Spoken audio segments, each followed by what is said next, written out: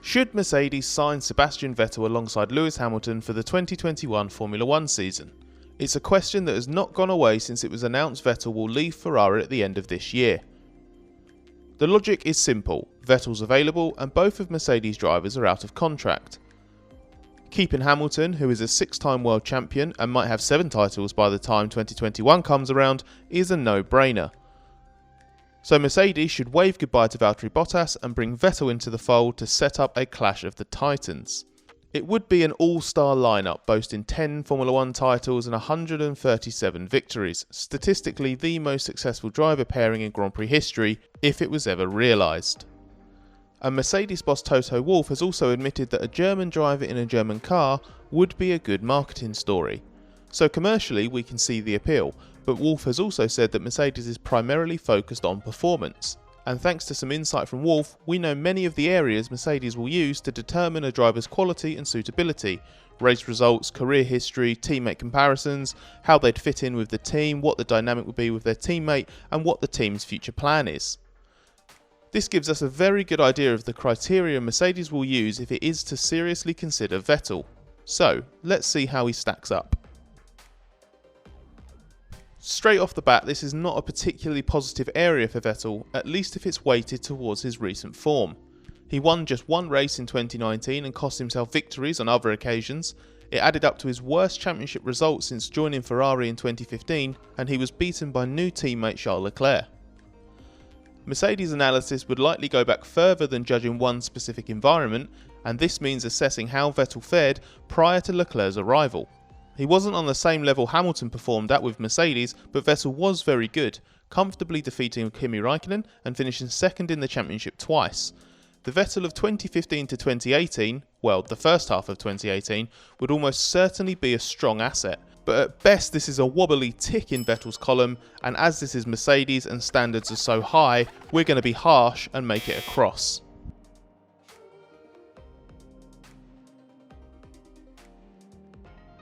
Wolff actually characterised this as looking back into the junior formulas, but we can interpret that to be more relevant to someone like Mercedes' protege George Russell, who otherwise would only have one season of Formula 1 to be judged on. Vettel would likely be assessed in the context of his entire career. His status as a 4-time world champion immediately stands in his favour, and his track record of winning in different cars is also a big plus point. Vettel's proven himself adept at moving between top teams already, and has tremendous pedigree that carries significant commercial weight. This one undeniably goes in Vettel's favour.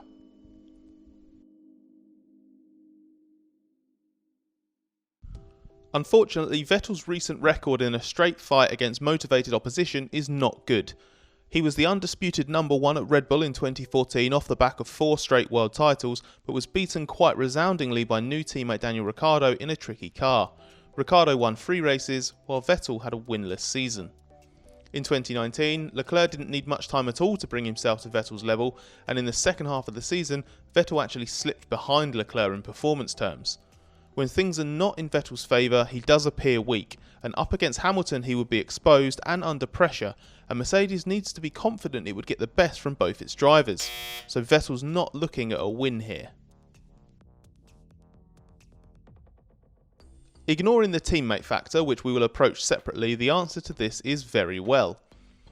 Vettel's work ethic and his awareness of the need to integrate effectively into a team would blend very well with the ethos that Mercedes espouses. The team would also fancy its chances of extracting the most from Vettel, as Red Bull did, by providing him a supportive environment that shuns a blame culture. And the opportunity to win again would surely give Vettel every motivation to make the best out of this Mercedes shot. On the other hand is the fact that Vettel works best driving the direction of a car, is used to that, and has a specific set of objectives, and this would not necessarily be entirely compatible with the way Mercedes builds itself around Hamilton. But overall this shakes out more promisingly for Vettel, so we'll let this one go in his favour.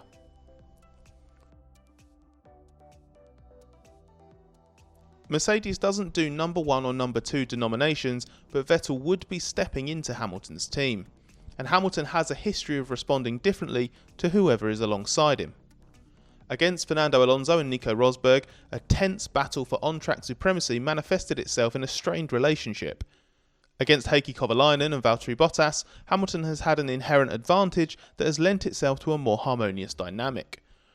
Someone like Jenson Button was somewhere in the middle, not friends, but generally a productive working relationship.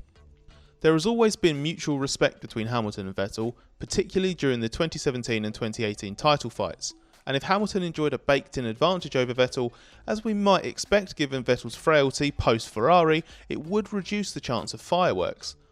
But Vettel would likely try to assert himself against Hamilton and has never been afraid to throw his weight around or act selfishly to try to manipulate things in his favour. When this has happened in the past without consequence, Vettel's authority has made him untouchable, but it backfired in the end alongside Leclerc at Ferrari, and it likely would at Mercedes as well. It's hard to see the team being keen on taking the risk, so this one is a cross.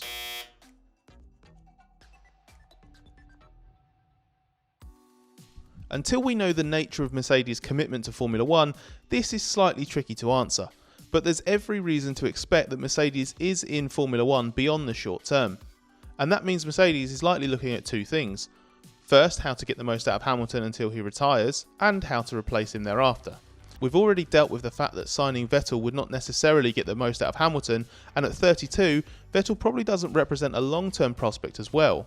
But someone like Bottas or even George Russell, a decade Vettel's junior, does. So if Mercedes believes Russell is capable of winning a world championship, or Bottas continues to perform at his 2019 peak, then even in a post-Hamilton world, Mercedes probably doesn't even need Vettel, especially as it also retains an interest in Esteban Ocon, who is currently at Renault. Judging Vettel on Mercedes driver criteria doesn't end in a landslide result, but it is a clear verdict that's not in Vettel's favour. Even when Wolff has talked politely about Vettel, the subtext has been clear: Mercedes' current drivers are the priority. That immediately puts Vettel at a disadvantage, and his pedigree is not quite enough to tip the scales his way. His plus points are based on former glories, and there are serious risks of disruption attached to the gamble of hoping a change of environment allows Vettel to recapture his old form. So while a Hamilton-Vettel super team is certainly appealing, it just doesn't seem realistic. Well, that's our verdict at least, but do you think Mercedes should sign Vettel? And if not, what do you think his next move is? Let us know in the comments below, give this video a like if you enjoyed it, and remember to subscribe to the channel.